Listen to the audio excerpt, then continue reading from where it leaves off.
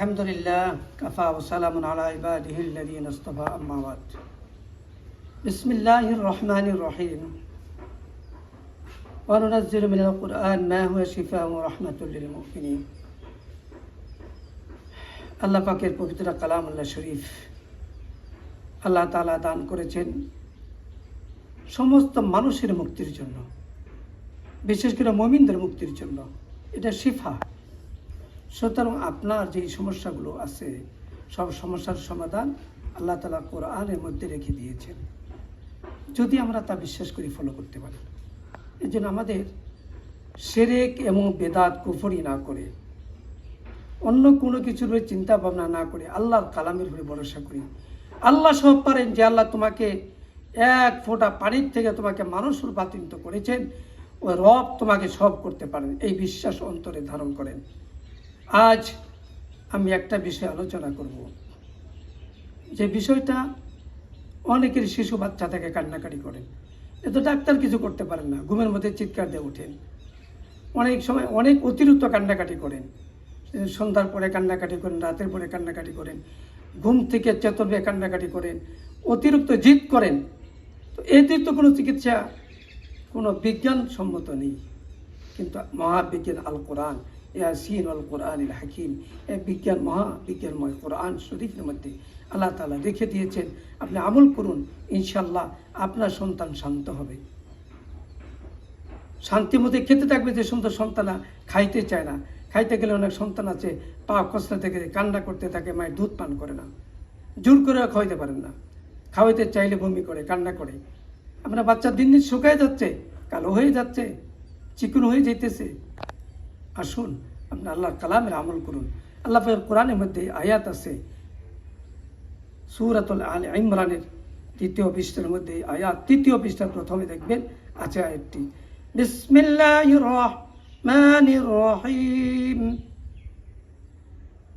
শাহিদাল্লাহু আন্নাহু লা ইলাহা ইল্লাহু ওয়াল মালাইকাতু ওয়া উলুল ইলম কাইমান বিল কিসতি লা ইলাহা ইল্লা হুয়াল আজিজুল হাকীম। আবার পড়ছি, শাহিদাল্লাহু আন্নাহু লা ইলাহা ইল্লাহু ওয়াল মালাইকাতু ওয়া উলুল ইলম কাইমান বিল কিসতি লা ইলাহা ইল্লা হুয়াল আজিজুল হাকীম। বিসমিল্লাহির রহমানির রহিম। কুল ইয়া আইয়ুহাল কাফিরুন, এই সূরা আর যে আয়াতটি আমি পড়েছি ওই আয়াতটি আপনি পড়তে থাকুন। আর কালো এবং নীল কালারের 2টা সুতা নিন, কালো সুতা এবং নীল কালারের সুতা, 2টা সুতা নিয়ে একত্র করে আয়াতগুলো আপনি পড়ুন। আর একটি করে দম মারেন, ফুঁক দেন, আর একটি করে গিরা দেন। এইভাবে 7টি গিরা লাগাবেন এবং 7টি ফু দিয়ে ওইটা বাচ্চার গলায় দিয়ে দিন। ইনশাল্লাহ আপনার সন্তান আর কান্নাকাটি করবে না, ঘুমাবে শান্ত মতো। শয়তান ওকে ভয় দেখায় স্বপ্নের মাধ্যমে, ইনশাল্লাহ তাও দেখবে না। এর সাথে এটার দ্বারা ইনশাল্লাহ যদি আল্লাহ তাআলা মাফ করেন, আলহামদুলিল্লাহ বলে শুকরিয়া আদায় করবেন। আল্লাহর রাস্তায় কিছু দান করবেন, 2 রাকাত নফল নামাজ শুকরিয়া হিসেবে আদায় করবেন।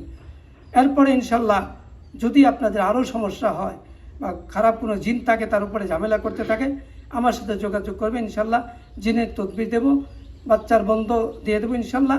আল্লাহ পাকের মেহরবানি, আর কখনো কান্নাকাটি করবে না, জিদ করবে না।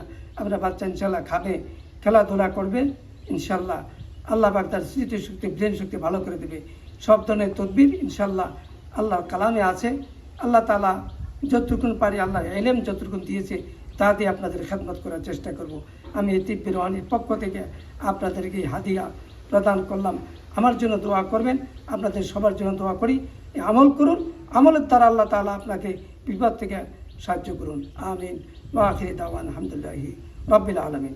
আসসালামু আলাইকুম।